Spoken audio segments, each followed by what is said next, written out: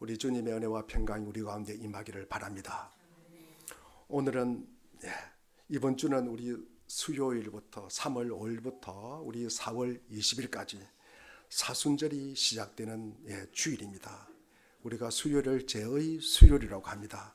십자가를 우리가 깊이 묵상하고 그리고 우리 인간의 죄에서 벗어나서 하나님의 영광이 가득하게 새롭게 되는 귀한 은혜가 있기를 바랍니다. 1950년이라면 생각나는 사건이 있습니다. 무엇입니까? 6.25 사변이 일어난 해입니다. 제가 살고 있는 고향 낙동강 이남까지 인민군이 점령을 하게 되었습니다. 제가 그때는 몰랐습니다. 큰 산이 조금 저희 동네하고 떨어진 산이 갓댐이라는 산이 있습니다. 갓댐이. 거기에 얼마나 많은 인민군과 그리고 미군들 그리고 한국 군인도 물론 죽었겠죠. 많은 전사를 했습니다. 그래서 제가 이제 중학교 가고 나서부터 영어를 알고 나서부터는 갓댐이가 무슨 뜻인지 알았습니다. 참 비참한 땅이었습니다. 그 땅이. 그런데 메가드 장군의 인천 상륙 작전으로 인해서 한국 전쟁의 판도가 완전히 뒤집히는 사건이 있었습니다. 이것은 아마 우리 한반도의 엄청난 구원의 사건일 것입니다. 지금 하박국 선지자가 예루살렘의 비참한 멸망을 눈앞에 두고 있습니다. 그런데 이번 전쟁은 유다가 바빌론을 이길 수가 없어요. 유다가 망할 뿐더러 예루살렘도 성도 망하게 되고 그리고 이 유대 백성들이 아마 바빌론의 포로로 잡혀갈 것이다. 이 모든 일들이 임박한 상황 속에서 그가 어떻게 내적인 평안을 찾고 기뻐할 수 있을까? 아마 하박국의 고민뿐만 아니라 우리 모두의 고민입니다. 아마 이 정도 되면 아마 사람들이 무관심하거나 자포자기하거나 안 그러면 심리적으로 내보고 침착해 내보고 안정을 찾아라 뭐 그런 마음을 다잡는다 그래가지고 우리가 그 떨림을 멈출 수 있을까? 그 두려움을 우리가 사라지게 할 수 있을까? 앞으로 일어났을 이 장래의 일을 갖다가 어떤 근거로 해서 이 불안 속에 용기를 갖다 갖고 기뻐하고 그리고 환난 중에 우리가 즐거워할 수 있을까? 무엇 때문에 우리가 이렇게 할 수 있을까? 사실 과거에 하나님께서 이 위기의 상황에서 하나님께서 어떻게 하셨는가? 과거에 하나님께서 어떻게 하셨는가? 그리고 그렇게 하셨던 하나님, 그 신실하신 하나님이 지금도 그렇게 할 것이고 앞으로도 그렇게 하실 것이라는 것입니다. 하나님께서 예전에 이스라엘을 갖다가 애굽에서 구해낼 때 10가지 재앙을 내리시고 그리고 홍해를 가르신 것처럼 다시 한번 위대한 출애굽의 역사가 일어날 것이다. 하박국은 지금 그 일을 갖다가 내다보면서 소망 중에 기뻐하는 것입니다. 그리스도인들은 눈앞에 닥친 어려움, 이 두려움만 보면 안 됩니다. 그 뒤에 있을 하나님의 엄청난 능력과 그 권능 그리고 약속을 지키시는 그 하나님을 우리가 내다볼 때 우리가 감사하고 그리고 그분을 기뻐하며 우리가 살아갈 수가 있다는 것입니다. 출애굽 사건은 하나님께서 그 백성을 구원하기 위해서 베푸신 능력, 가장 큰 능력을 잘 나타낸 사건입니다. 그 당시 어떤 세력도 애굽 바로의 손에서 이 노예의 상태에서 빼내올 수가 없었습니다. 바로는 세계에서 가장 강력한 왕입니다. 그러나 하나님은 더 크고 더 큰 능력으로 이 바로를 갖다가 꼼짝 못하게 묶으시고 그 소나기에서 이스라엘 백성들을 빼내옵니다. 그래서 오늘 말씀은 이 하박국이 이스라엘 백성들을 홍해에 건너는 모습으로 가져오는 거예요. 그것을 가져옵니다. 우리 7절 한번 읽어보겠습니다. 7절 시작. 내가 보니 구산의 장막이 환란을 당하고 미디안 땅이 휘장이 난리를 만났구나. 구산은 애굽 땅이에요. 그리고 홍해를 가운데 두고 그 홍해 건너편은 미디안 땅입니다. 그러니까 홍해가 갈라지는 모습을 보고 이 구산과 미디안이 놀래서 굉장히 놀랬다는 이야기입니다. 이 양쪽에 있는 이 구산과 이 미디안이 홍해에 갈라지는 모습을 보고 엄청나게 놀랬다는 그 이야기입니다. 이스라엘은 애굽을 탈출해서 홍해를 건넌 것은 이 주위의 민족들이 도저히 생각하지 못했던 부분입니다. 충격적인 사건입니다. 하박국 선지자는 홍해가 갈라지는 상황을 우리가 8절에서 이렇게 이제 표현하고 있습니다. 우리 8절 한번 읽어보겠습니다. 자, 시작. 주님 강을 보고 분이 여기시는 것입니까? 강을 보고 노를 바라시는 것입니까? 바다를 보고 진노하시는 것입니까? 어찌하여 구원의 병거를 타고 말을 몰아오시는 것입니까? 이 하박국 선지자가 홍해를 건너는 것을 갖다가 단순한 기적이 아니라 그의 눈앞에 그려지고 있는 그 모습을 한번 보십시오.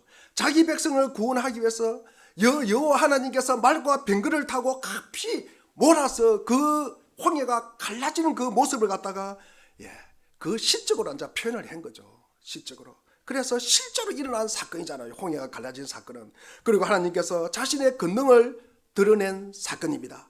얼마나 급하고 맹렬하게 오시는지 마치 바다를 보고 화를 내는 것 같다 하나님께서. 그리고 강을 보고 진노를 갖다가 쏟으시는 것 같다라고 표현을 하고 있습니다. 이스라엘 백성들은 홍해를 건널 때 풍랑도 치고 아마 물결도 높았던 것 같습니다.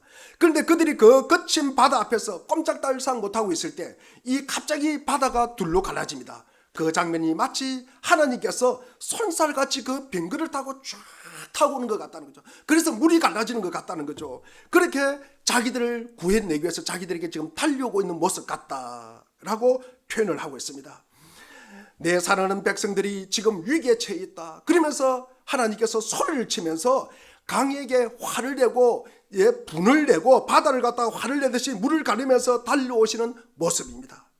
그래서 이스라엘 백성들은 그 장면을 보고 단순하게 기적이 일어난 것이 아니라 그 속에 자신들을 향해서 맹렬하게 달려오시는 하나님의 모습을 보게 되었다는 것입니다. 예를 들어서 어떤 엄마가 열이 펄펄 끓거나 헛소리하는 이 아이를 갖다가 두고 기도를 합니다. 그 기도를 소리를 들은 하나님께서 급히 달려와서 그 아이의 머리에 손을 얹고 치유하는 모습을 아마 상상할 수가 있는 것과 같습니다. 우리가 9절을 우리가 한번 다시 읽어보겠습니다. 자, 9절을 시작. 주님께서 활을 꺼내시고 살을 메우시며 힘껏 잡아당기십니다. 주님께서 강줄기로 땅을 조각조각 쪼개십니다. 주께서 활을 꺼내시고, 이걸 갖다가 원문에 보면은 당신의 화살을 벗기시는 것처럼 벗기시고라고 되어 있습니다. 옛날에 화살통 뚜껑을 이렇게 헝겊으로 이렇게 봉했던 것 같습니다. 그런데 그 헝겊을 갖다가 벗겼다는 거죠. 언제든지 화살을 쏠 수 있는 자세를 취했다는 것입니다. 우리가 총을 쏘거나 우리가 수류탄을 던질 때도 마찬가지입니다. 안전장치를 풀어야 돼요. 총도 안전장치를 풀어야 됩니다. 그래야만이 방아쇠를 당겼을 때 총알이 나옵니다. 그리고 수류탄도 안전피를 뽑아야 됩니다. 그리고 던져야 그것이 수류탄이 터지는 것입니다. 그냥 안전피 뽑지 않고 그냥 던지면 그냥 터지지 않습니다. 하나님께서 화살통 뚜껑에 헝겊을 벗겨 놓으셨다는 것은 내가 지금까지 참고 있었지만 이제부터는 무한대로 화살을 날리겠다는 것입니다. 인정사정 볼 것 없이 화살을 날리겠다는 것입니다. 내 백성을 우리 주님께서 지키겠다는 말씀입니다. 또 화살을 시위에 매긴 후에 지체하지 않고 화살을 쏘았다.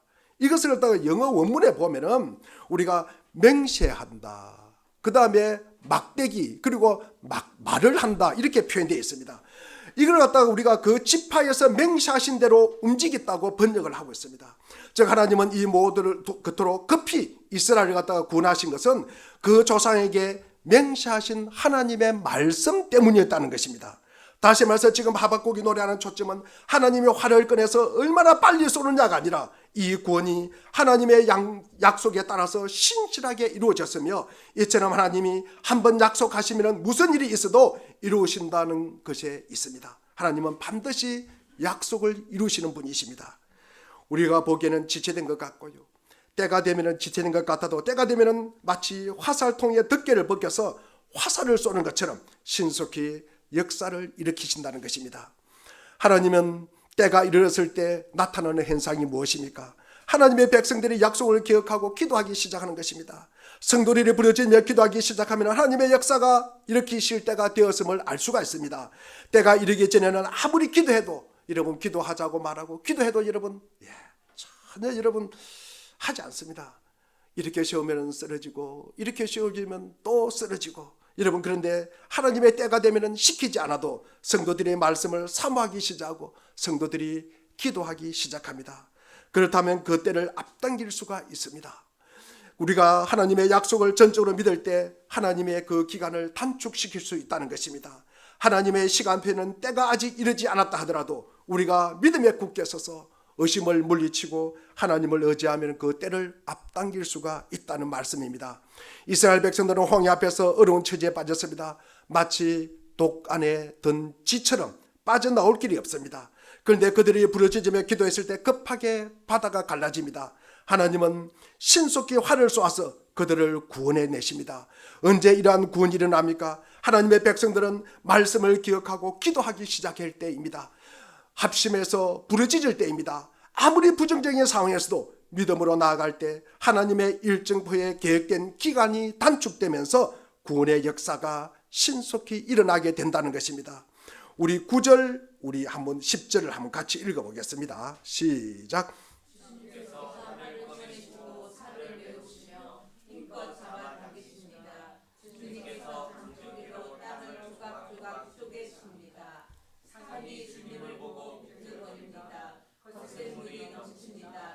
저하수가 소리를 지르며 높이 치솟습니다.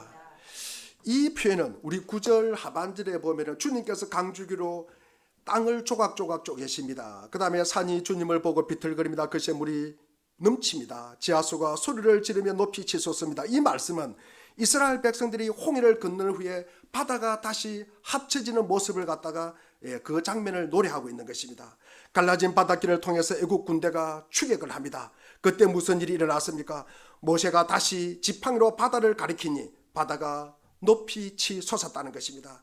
마치 손을 흔들면서 긴 일은 우리에게 맡기라고 말하듯이 높이 치솟아 하나로 합쳐지면서 애국 군대가 몰살하게 되는 모습입니다. 우리는 얼마나 연약한 존재인지 한 번의 기적으로는 살아날 수가 없습니다. 그래서 하나님은 거듭거듭 능력을 베푸십니다. 이스라엘의 기도 소리에 바다가 화답합니다. 마치 손을 흔들듯이 치솟아서 합쳐지면서 애국 군대가 몰살하는 장면입니다. 하나님의 구원은 확실합니다. 애국 군대는 갈라진 바다 속에 쳐넣어서 다시는 이스라엘 백성을 괴롭히지 못하게 합니다. 보잘것없는 인간이 하나님의 말씀을 대언했을 때 그 효과는 전혀 감소하지 않았다는 것입니다.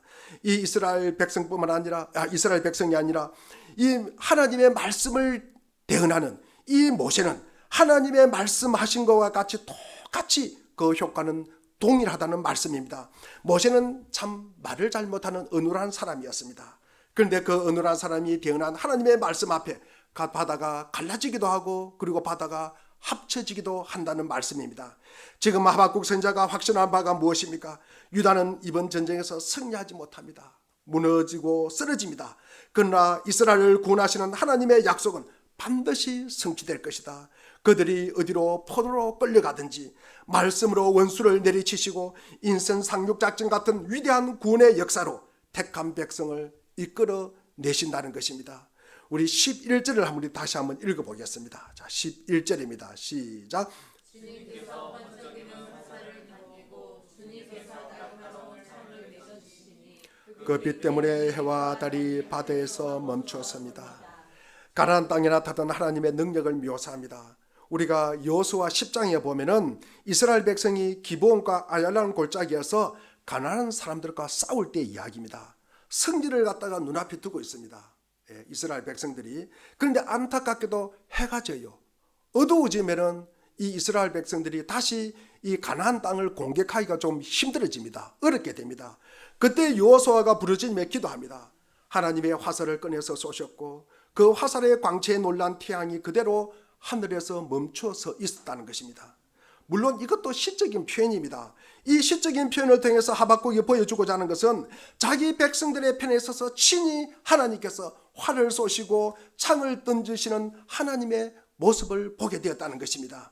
친히 하나님의 임재를 경험했다는 말씀입니다. 결국 하박국 선지자가 내다보고 있는 것이 무엇입니까? 두 번째 출애굽이라고 해야 할 만큼 놀라운 하나님의 구원 사건입니다. 비록 지금은 유다가 포로로 잡혀와서 바벨론에 끌려가지만 하나님이 다시 한번 큰 역사를 일으켜서 약속의 땅으로 돌아오게 하실 것이다. 이 하박국이 그것을 내다보고 있었다는 것입니다. 그렇다면 두 번째 출애굽의 일환 구체적으로 무엇입니까? 바벨론에서 탈출이 아닙니다. 실제로 이스라엘 백성들이 바벨론에서 돌아왔을 때는 바다도 갈라진 경우가 없고요. 그리고 태양이 그리고 달이 멈춰서지도 않았습니다. 두 번째 출애굽은 무엇일까? 우리가 예수님께서 갈릴리 그러니까 갈보리 골고다 언덕에서 십자가에 못 박혔을 때입니다. 예수님이 십자가의 사건은 사상 최대의 작전입니다. 죄의 노예로 살고 있는 이 택함 받은 백성들을 탈출시키는 구원의 역사입니다. 하나님의 아들이 십자가에 못 박혀 죽으신 것은 홍해가 갈라지는 일보다, 태양과 달이 멈추어서는 일보다 훨씬 더 위대한 사건입니다. 이 사건을 통해서 사탄은 그 근자에서 쫓겨나게 되고 사람들은 보이지 않는 홍해를 건너고 하나님 나라로 탈출하게 되었습니다.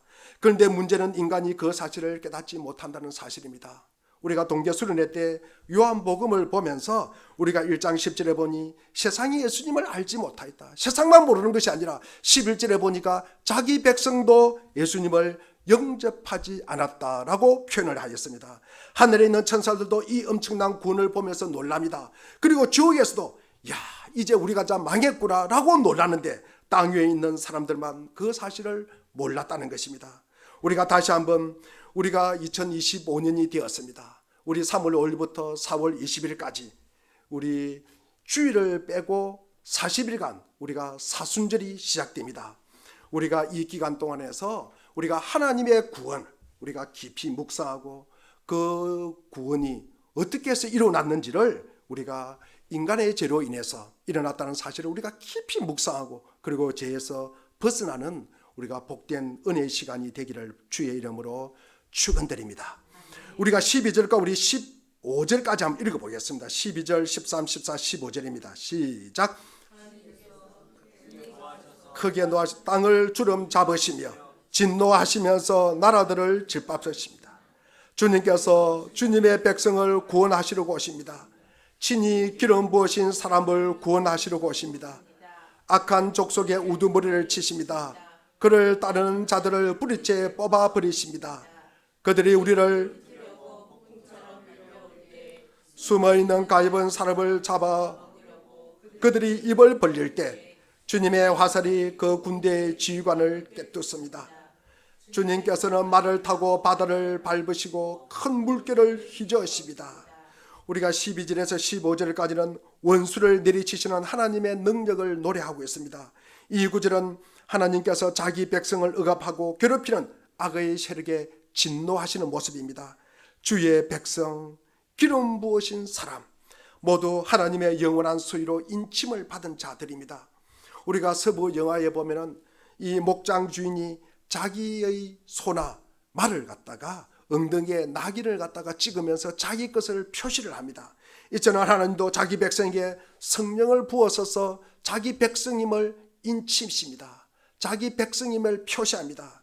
그것이 우리가 열매로 나타나는 것이 갈라디아서 5장 22절과 23절입니다. 사랑과 희락과 화해와 오래 참음과 자비와 양성과 충성과 온유와 절제가 열매이고, 에베소서 우리 5장 9절에 보니까 빛의 열매, 우리가 빛을 가진 사람들은 우리의 빛의 열매를 갖다가 맺습니다. 착감과 어려움과 진실함이 우리 믿음의 사람들의 열매입니다. 그리고 그들이 잠시 훈련하기 위해서 세상 사람들의 손에 맡기는 거죠. 그들이 도를 넘어서 이 악한 세력들이 세상이 도를 넘어서 심하게 핍박할 때 하나님께서 직접 나오셔 싸우신다는 말씀입니다. 활을 쏘기도 하고 창을 던지기도 한다는 말씀입니다. 12절 우리가 전반절에 보면은 하나님께서 말을 타시고 나라, 그러니까 땅을 갖다가 짓밟으신다고 하였습니다. 저기 이제부터 하나님의 위대한 역사가 시작되는 것입니다. 하나님께서 직접 나서는 것입니다. 하나님이 악인을 치실 때 어떻게 하십니까? 14절에 보니까 다른 데가 아닌 머리를 치신다는 거죠. 여러분, 뒷다리를 치는 거 아닙니다. 정수리를 쳐서 단숨에 힘을 갖다가 꺾으신다는 것입니다. 집의 기초를 부수어서 완전히 무너뜨려 버립니다. 하나님은 성도들에게 고난을 주시는 것은 겸손하게 하기 위함입니다. 너무 사랑만 받으면요, 너무 우쭈쭈만 해주면은 자기가 최고인 줄 알아요. 자기가 최고인 줄 알고 매사에 자기 중심적으로만 생각을 합니다. 우리가 그러다 보면은 세상을 우습게 생각합니다. 악한 세력의 손에 맡기는 것은, 그리고 혹독한 어려움을 당하게 합니다. 그래서 세상은 결코 쉬운 것이 아니구나. 세상이 그리 호락호락한 것이 아니구나. 하나님이 나를 아무리 사랑하셔도 하나님 앞에 방자하게 굴면 안 되겠구나 하면서 겸손해지시는 것입니다.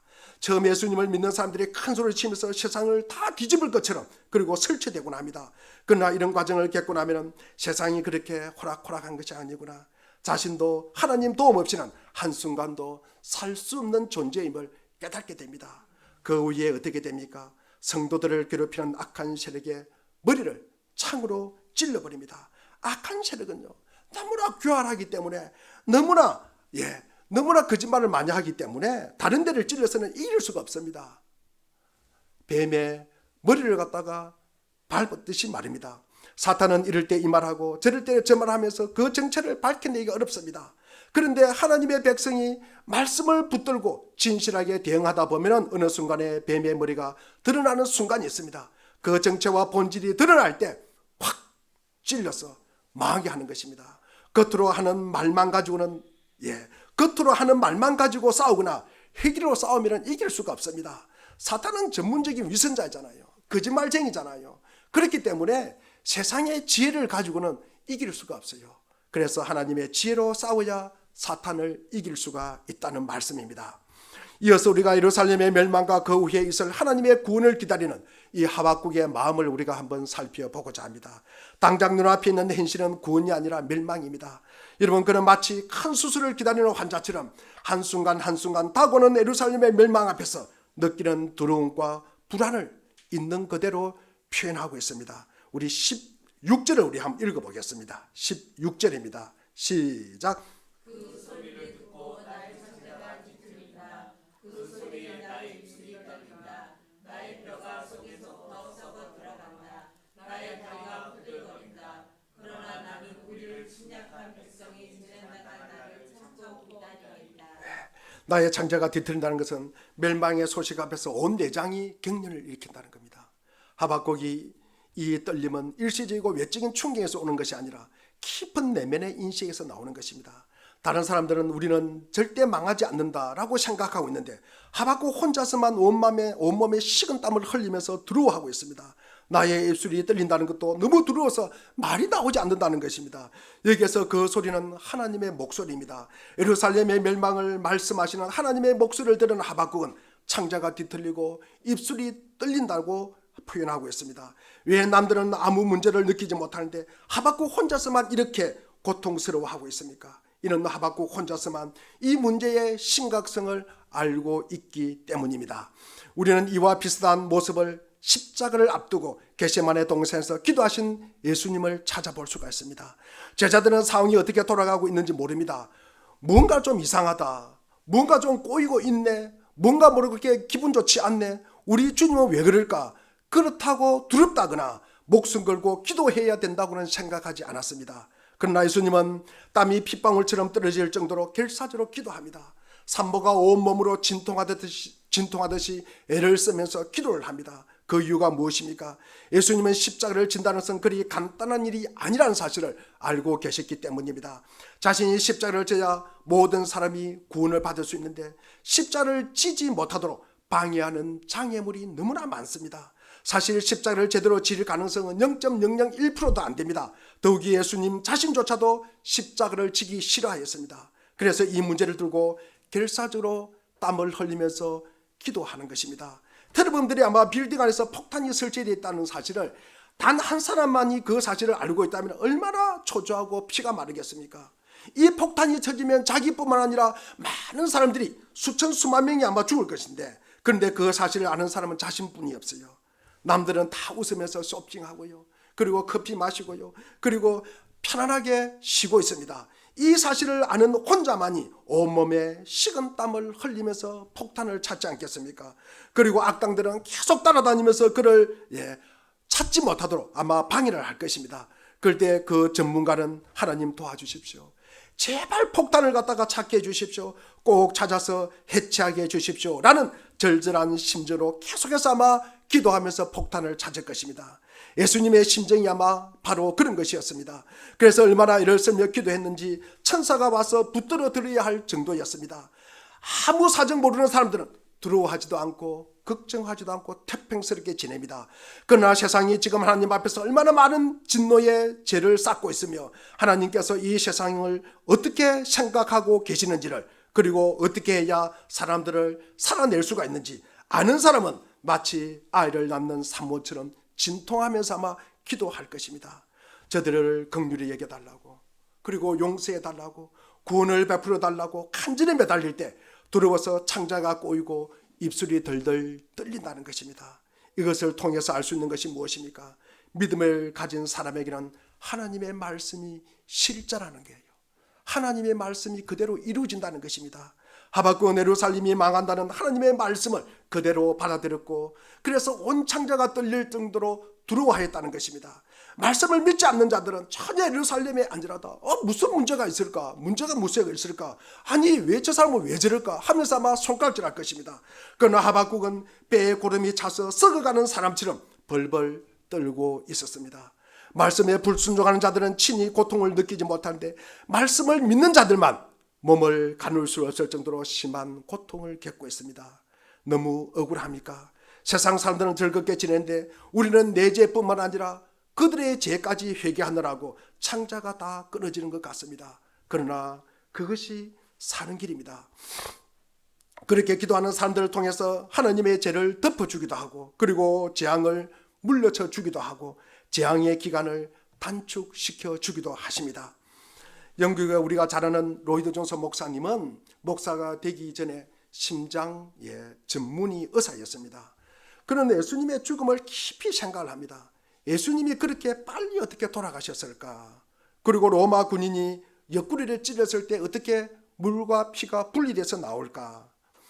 그가 내린 결론은 예수님은 심장 파열로 죽었다는 거죠. 다시 말해서 못 박혀서 서서히 피를 흘려서 죽어가는 육체적 고통 때문이 아니라 그 몇십 배, 그 몇 배에 이르는 정신적 고통으로 인해서 심장이 터져서 돌아가셨다는 것입니다. 아마도 예수님의 마음에 성령이 전혀 역사하지 않는 이 지옥의 고통과 하나님의 진노 앞에서 심장이 터지는 충격을 받으셨던 것 같습니다.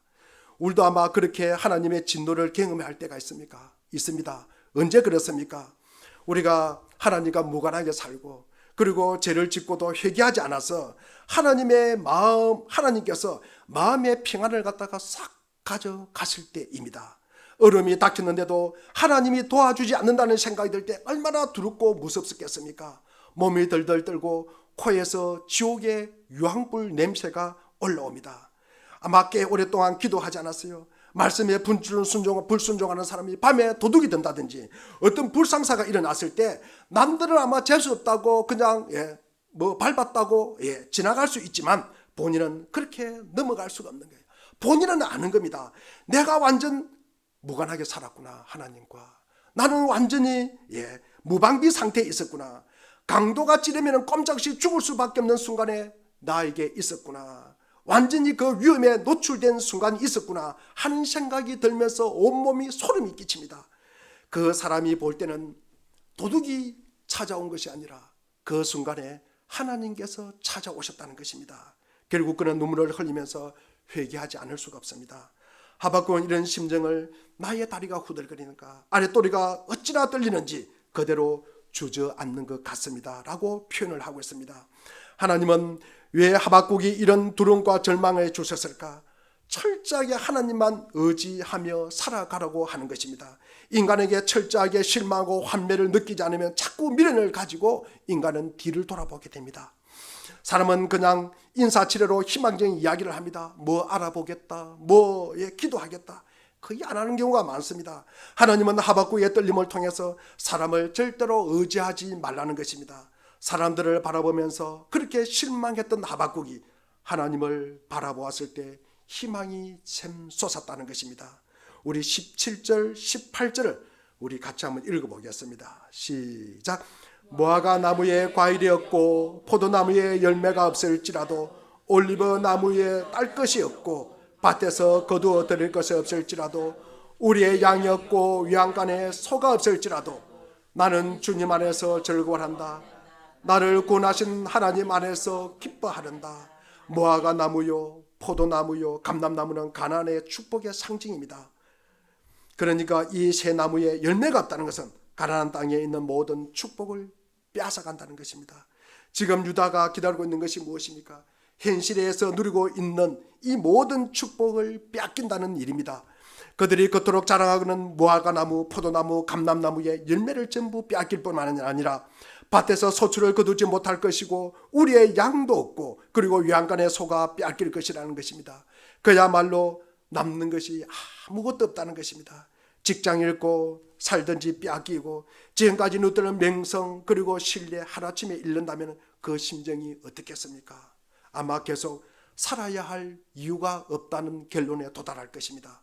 그런데 하박국 선지자는 그런 상황 속에서도 18절에 나는 주님 안에서 절구한다, 나를 구원하신 하나님 안에서 기뻐하는다 라고 노래합니다. 나는 주님 안에서 기뻐한다. 나는 주님으로 인하여 주님으로 말미암아 기뻐한다는 말씀입니다. 사람에게 기대를 걸면은 실망을 합니다. 왜 사람에게 기대했다가 실망하고 미워하고 싸웁니까? 예루살렘에 철저하게 실망하는 마지막 하박국이 실망한 하박국이 하나님을 바라보았습니다. 그랬더니 그 안에서 기쁨이 생겨나기 시작했습니다. 상황은 바뀐 게 하나도 없습니다. 그가 사람을 본 것이 아니라 하나님을 보았을 때 일입니다. 그것은 아무도 이유가 없는 기쁨입니다. 사람의 기쁨에는 다 이유가 있습니다. 여러분, 누가 승진했다든지, 누가 돈을 많이 벌었다든지, 누가 좋은 집에 입주했다든지, 안 그러면 차를 갖다가 좋은 차를 구입했다든지, 그럴 때 기뻐합니다. 우리가 세상에 기뻐하는 것은 그 이유가 있습니다. 그러나 하나님 안에서 누리는 기쁨은 이유가 없습니다. 도무지 기쁠 이유가 없는데, 때로는 부도가 났는데, 승진해서 누락됐는데, 병들어 입원했는데 그 기쁨이 샘솟는 것입니다. 이 기쁨을 베드로는 베드로전서 1장 8절에서 이렇게 이야기하고 있습니다. 우리 다 같이 베드로전서 1장 8절 한번 읽어보겠습니다. 시작. 여러분은 그리스도를 본 일이 없으면서도 사랑하며 지금 그를 보지 못하면서도 믿으며 말로 다 표현할 수 없는 즐거움과 영광을 누리면서 기뻐하고 있습니다. 여러분, 그리스도를 본 일이 없어요. 그리스도를 그런데도 사랑해요. 그런데도 믿는다는 말씀입니다. 그것이 즐거움과 영광을 누리며 기뻐하고 있다는 이 베드로의 고백입니다. 세상에 있는 것은 다 이렇지만 그 빈 공간을 하나님께서 채워주셨다는 것입니다. 그래서 외양간에 소 없는데도 기뻐해요. 우리의 양이 없는데도 기뻐해요. 이런 무화과, 포도나무, 감람나무에 열매가 없는데도 기뻐한다는 말씀입니다. 왜 그렇습니까? 하나님께서 직접 성령으로 기쁨을 주시기 때문입니다. 세상이 주는 기쁨은 감정적인 기쁨입니다. 직접적이고 근원적인 기쁨은 하나님이 내 마음을 채워주시는 기쁨입니다. 유다 백성은 하나님의 언약을 어김으로 가나안의 축복을 잃었습니다. 그런데 그들은 가나안 땅을 빼앗기고 난 뒤에 오히려 다시 하나님을 바라봄으로써 가나안 땅보다 더 크신 하나님을 되찾게 되었다는 말씀입니다. 우리가 세상에서 누리는 것들은 다 구원의 결과물입니다. 세상이 준 것은 없습니다. 여러분, 곰곰이 한번 생각해 보십시오. 내 삶을 한번 생각해 보십시오. 하나님이 구원의 선물로 주신 것입니다. 이 사실을 우리가 깨닫지 못하는 사람은 양극단으로 치우칠 수 있습니다. 한쪽 극단은 세상에 누리는 것들은 하나님이 주신 것이 아니라 누가 주신 것이다, 자기가 자기 손으로 번 것이라는 거죠. 그렇게 생각한다면 하나님이 물질로 축복을 하면 축복할수록 그는 하나님과 점점 멀어지는 것입니다. 반대쪽 극단이 무엇입니까? 세상의 축복, 물질을 갖다가 제약시하는 경우가 있습니다. 그러면서 멀리하고 부정하는 것입니다. 이런 태도를 가진 사람은 세상에서 여러분 아무 일도 할 수가 없습니다. 우리가 알아야 할 사실은 우리가 누리는 모든 것이 구원의 선물이기 때문에 결코 구원과 바꾸거나 대체해서는 안 된다는 것입니다. 우리도 얼마든지 세상에서 하나님이 주시는 것을 누릴 수가 있습니다. 그러나 죄를 지으면서까지 그것을 누리려고 할 때 결국 모든 것을 잃게 될 것입니다. 하박국이 발견한 사실이 무엇입니까? 세상의 소유는 전부 잃는 것보다 구원의 기쁨을 되찾는 일이 훨씬 더 중요하다는 사실입니다. 왜냐하면 하나님이 친히 나의 재산이 되어주시고 나의 건강이 되어주시고 나의 능력이 되어주시기 때문입니다. 하나님 아래는 가난한 땅보다 더 풍성함이 있습니다. 그러므로 어디로 끌려가든지 하나님만 바라보면 능력 있는 삶을 살 수 있다는 것이 하박국이 내린 결론입니다. 하박국 선지자는 지금까지 하나님을 예루살렘이라는 장소에 국한시켜서 생각했기 때문에 예루살렘에 집착했습니다. 유다가 망하고 예루살렘 성이 무너지면 하나님이 없어지는 것 아닌가?